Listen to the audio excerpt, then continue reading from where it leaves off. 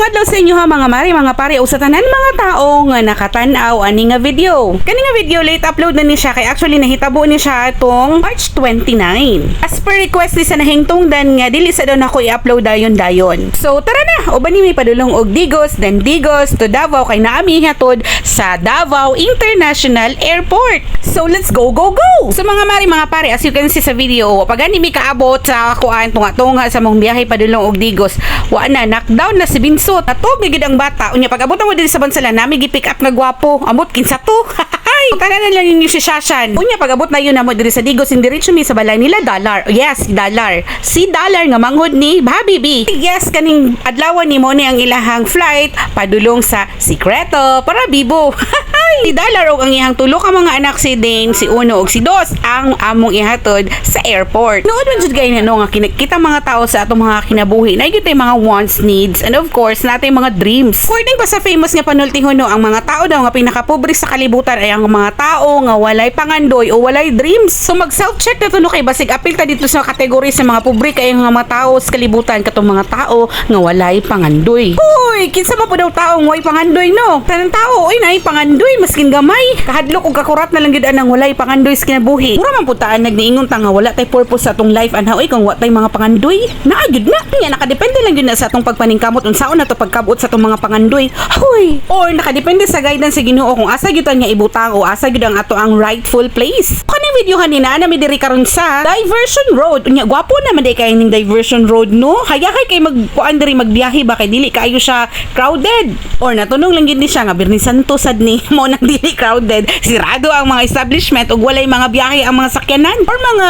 public vehicle. Unya private vehicles lang gyud ang kasagaran nga magbiyahe karon kay Birni Santo lagi. So as you can see naman napakaganda talaga ng daan. Ingon gyud nga okay kaayo ni siya nga dalan kay conveniente kayo sa mga motorista. Ug nagdali-dali ka o makaagi ka sa Diversion Road, mas dali ka makaabot sa imong adtuan. Nya ganahan pa gyud sa mga view kay okay man kaayo imong makita. Limpyo ug hayahay, haruhay mo biyahe kung ingon ani ang imong daan. As expected, mas dali ra gyud kaayo agihan diri kay okay man ang dalan. Tunga to sa mo ang biyahe, kakita mi og kanang nadisgrasya. Bitaw nga dapat magamping gyud ta perminti sa atong biyahe oy. Unya before day mining ato sa airport, nihunong sa mi diri sa pinakalas nga kanang McDonald's before mismo ang airport. Kay maniud to sa mga Disney princess oy ug ang mga rayna sa mga utot-utot sa kalibutan. Dili bitaw oy, charot lang. Tuo po kadayon do. Ituyo to kay udto naman and of course last sabay din namong banding-banding sa lunch date na mo no before sila mong lupad. Wala should ba mi kahibalo kung kadus pa na sila makabalik pohon. Dapat lang yun na mo suliton ang mga moments na mo together before sila mo nakaw. To Bimar. Wala ka na ka? Ayun sa imo ha. Kay. Ako na sa atong relasyon. Malayas na ka. Pangdaan yan. Malayas na ka. Aw, na-prank man di mo. Abi ninyo si Dalar Mulakaw, si Bimar man di ay, si Habibi man di ang muhawa sa kong life.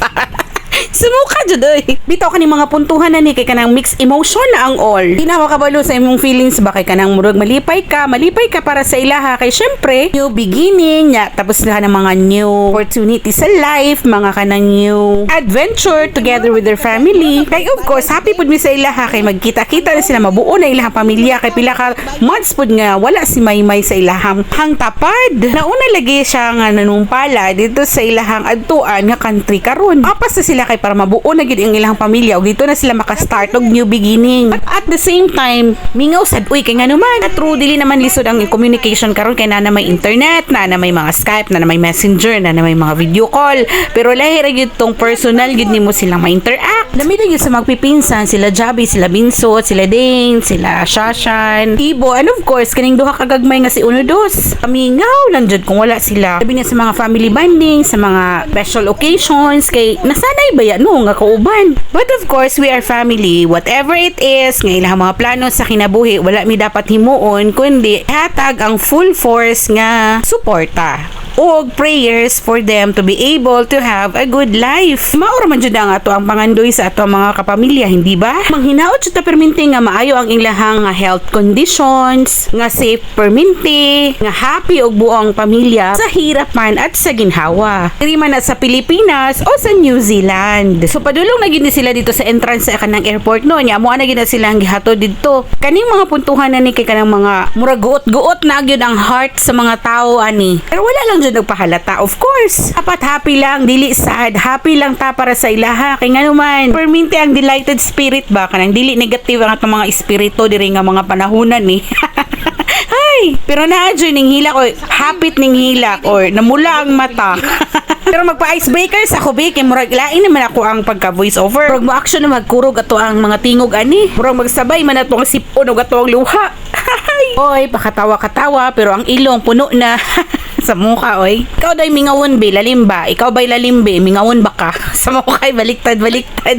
Of course, normal naman yun namang emosyon, no? Kaya it's hard man yun nga makita ang mga people nga mulakaw. Labi nag mga dearest people na sila. Murag si Ate Sharon lang god nagsigig hilak.